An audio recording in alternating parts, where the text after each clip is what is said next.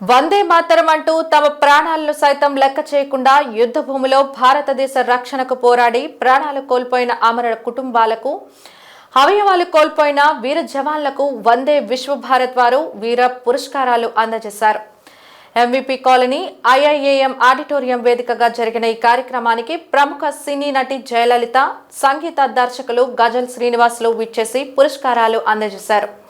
జవాన్ల వీరగాథలు విన్న వారికి కంటితడ తప్పలేదు. ఈ సందర్భంగా అతిథులు మాట్లాడుతూ కార్యక్రమ నిర్వాహకులు బలివాడ రమేష్ ఆధ్వర్యంలో జరిగే ఏ కార్యక్రమమైనా మనసుకు దగ్గరగా ఉంటుందని అన్నారు. తమ జీవిత కాలంలో ఇటువంటి జెండా పండుగ మునుపెన్నడూ చూడలేదని అన్నారు.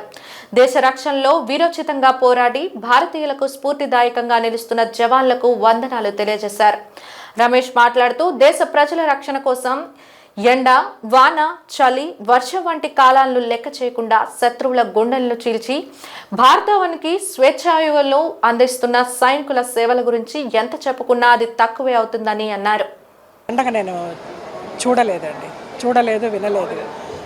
కింద కూర్చొని వీళ్ళందరినీ చూస్తుంటే అవి ఆనంద బాష్పాలా, లేకపోతే నేను ఇలాంటి ఒక పండగలో పాల్గొనడానికి అర్హత ఉందా, నాకు అది నా తమ్ముడు కల్పించాడు, ఆనందమా దుఃఖమా హృదయం అంతా బరువెక్కిందా ఏంటో తెలియదు. నా భూతో నా భవిష్యత్. ఇలాంటి ఒక పండగని నేను చూడలేదు. పుట్టి బుద్ధరిగిన తర్వాత ఇలాంటి ఒక స్వాతంత్ర దినోత్సవ పండగని ఇలాగా అమరవీరులందరూ మన భారతదేశం కోసం పాటుపడి వాళ్ళు ఒక్కొక్కరు బిడ్డల్ని కోల్పోయి, తండ్రుల్ని కోల్పోయి, భర్తల్ని కోల్పోయి, వారి యొక్క అంగాంగాల్ని కోల్పోయి, అస్సలు నాకైతే కింద నుంచి చూస్తుంటే ఏడుపు వచ్చిందండి. మాట్లాడడానికి మాటలు లేవు.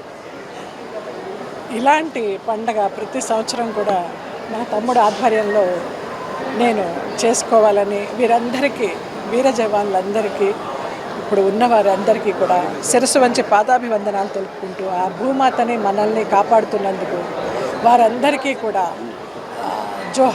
జోహార్లు. Thank you. వీర పురస్కారాలు ఎంతోమంది మహనీయులకు ఇవ్వడం అనేది చాలా అభినందనీయం. ఇటువంటి మహర్షుల్ని ఇప్పుడే retired army officers, air force officers, అలాగే మా చింతలూరు ఆయుర్వేదం వారికి నేను గతంలో ఆంధ్ర సారస్వత పరిషత్తులో పూర్ణకుంభ పురస్కారం ఇవ్వడం జరిగింది.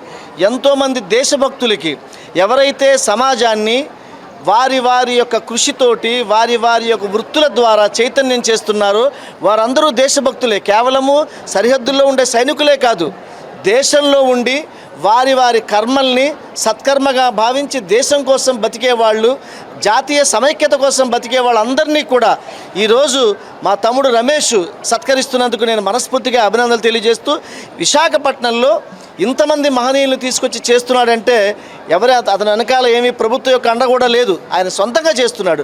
అటువంటి రమేష్ని నేను మనస్ఫూర్తిగా అభినందిస్తూ, ఈ దేశంలో నా దేహంలో నాకు బతకడం అంటే చాలా ఇష్టం, మళ్ళీ పుడతానంటే అది ఈ దేశంలో నేనంటే ఈ క్షణమే కనుమూయడం నాకు ఇష్టం అన్నాడు కవి. అలాగా ఈ దేశంలో పుట్టడం, ఈ వందే భారత్, వందే మాతరం అనేటువంటి నినాదాలతో మనం అందరం బతకడం చాలా అవసరం. దేశ సమైక్యత కోసం మనం అందరం ఉండాలని నేను కోరుకుంటూ అందరికీ కూడా స్వాతంత్ర దినోత్సవ శుభాకాంక్షలు. నమస్కారం.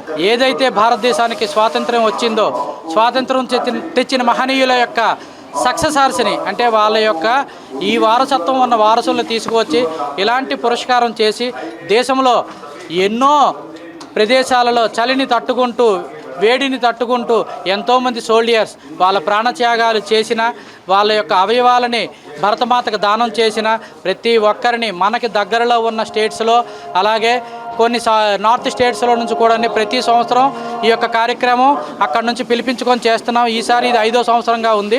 5వ సంవత్సరం 120 మందికి మన దేశంలో గల అన్ని రాష్ట్రాల నుంచి కొంతమందిని తీసుకొని వచ్చి ఈ యొక్క పురస్కారం ఇస్తూ ఆదివాసం అంటూ ముందుకు తీసుకువెళ్తాం. అలాగే 4000 కాలేజెస్ని ఫ్యూచర్లో మనం ఏకం చేసుకుంటూ చేసే కార్యక్రమే ఆదివాసి. దానికి ప్రైమ్ మినిస్టర్ గారి దగ్గర, రాష్ట్రపతి గారి దగ్గర ఆమోదం కోసం తీసుకువెళ్ళాము. ఆ ఆమోదం రాగానే విశాఖపట్నం నుంచి ఒక బృహత్తరమైన కార్యక్రమాన్ని ఆదివాసీ అంటూ తక్కువలో కాకుండా 1000 మంది ఉద్యోగాలు వచ్చే ప్రయత్నం చేస్తున్నాం.